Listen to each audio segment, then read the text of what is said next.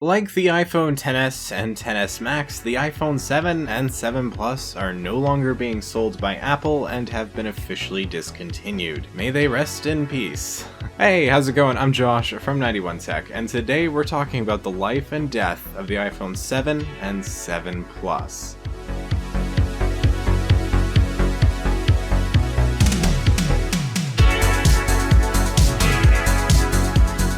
Perhaps I'm being a bit overdramatic here. The iPhone 7 will get at least another couple years of software support and honestly is still a really solid phone. But Apple is no longer selling them, despite selling them for the last 3 years since late 2016. It has only been around for 3 years, but in that time, the iPhone lineup has changed so much. And the iPhone 7 was kind of the last big iPhone launch before that change happened. The year after, the iPhone X came out, and I think it's safe to say the smartphone landscape completely changed after that, not only for Apple, but for everyone. But the iPhone 7 and 7 Plus weren't really small upgrades, even if they appeared to be on the surface. Not only did we get different colors, some technical spec improvements, and some minor changes like the capacitive home button, but we also got Apple's first telephoto lens on the 7 Plus. This is the first time an iPhone had had dual cameras, and it was majorly beneficial for 2 reasons. First was 2x zoom with little to no drop in quality, and the second was for portrait photos. Portrait photos were first introduced with the 7 Plus, and it was actually one of the first phones to do it, with companies like Google soon doing it as well afterwards. It was quite impressive because it was able to give that bokeh effect that previously was only possible with like actual cameras, not some small slab of glass and aluminum that could fit in your pocket.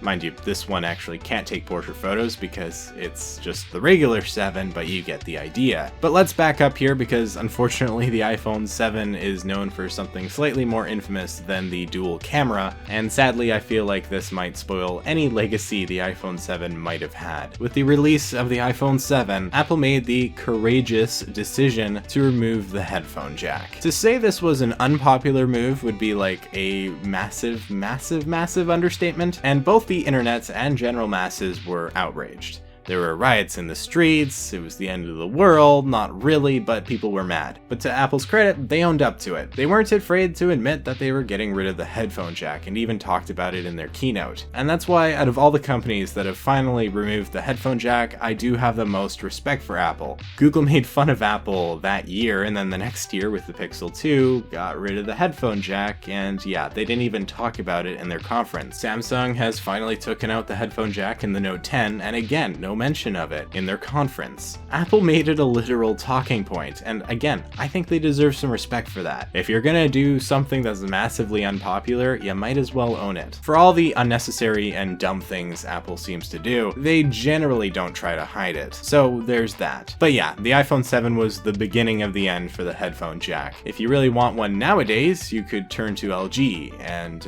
that's about it. Really, no flagships have headphone jacks anymore, which is sad. That said, you can't completely blame the iPhone 7 for this shift. There was at least some reasoning for it. Better water resistance for one, as well as a slightly bigger battery. It also just left more room in general for designers to work with, and that's always a good thing. Even if you would give up all that to get your headphone jack back, I feel like it was kind of an inevitable sacrifice. And I think Apple knew what they were doing when they took the headphone jack out of the iPhone 7. Apple mostly said the reasoning was bigger battery and water resistance, if I remember correctly. But let's be real, that's not why the headphone jack was removed. It was removed for a couple of reasons. First, AirPods sales. AirPods are awesome, they're great, don't get me wrong, I love my AirPods, but Apple did want to sell them, and how do you sell them? You get rid of the headphone jack, people want, something to make up for it, and wireless headphones, or earbuds I guess in this case, were a good option. So that's reason number 1, better sales for AirPods. And the second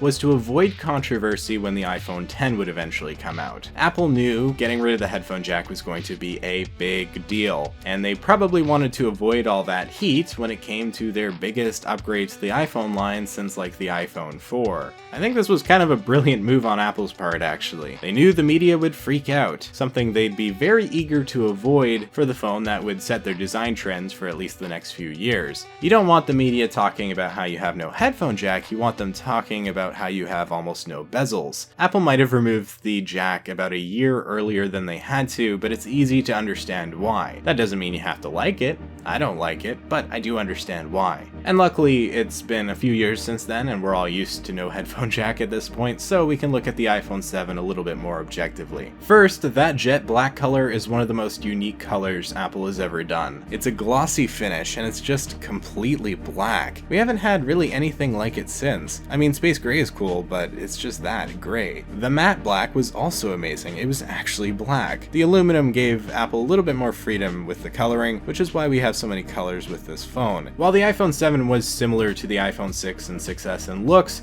it was a much more refined design without those annoying antenna bands going across the back. Instead, they went across the edges, and it just looked a lot better, especially in those darker colors. I brushed over the home button earlier, but it's actually quite impressive. It was capacitive, which means that it doesn't actually physically push in. Instead, it mimics a click whenever it feels pressure, and it vibrates so that you feel like you're clicking it. This was a great improvement. Not only does clicking the home button register faster than it used to, but less moving parts means less breakable parts, and that's always a great thing. There's a lot I could talk about with the iPhone 7, and maybe at some point I'll do a video on how underrated it was, like almost painfully underrated. I think it was a really solid transitional phone, a placeholder for the huge change that was the iPhone 10. And that's okay, because the iPhone 7 and 7 Plus were really solid phones, and they didn't look out of place in 2016. They weren't behind the times or anything. The Galaxy S8 produced a lot of excitement in early 2017, only a little bit after the iPhone 7 came out, because it had like no bezels and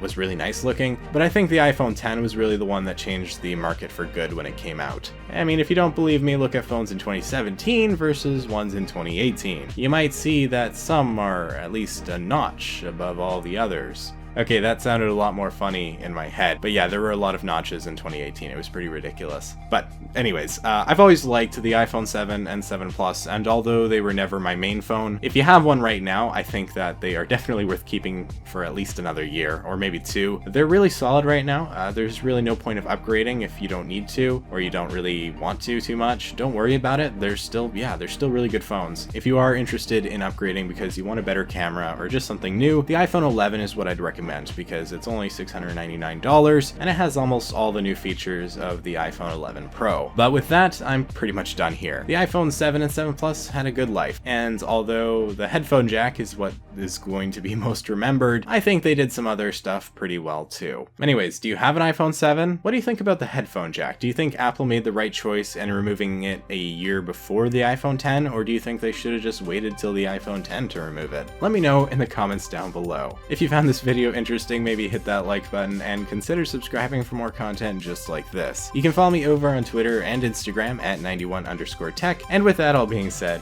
I'm Josh from 91tech, and I will see you all next time.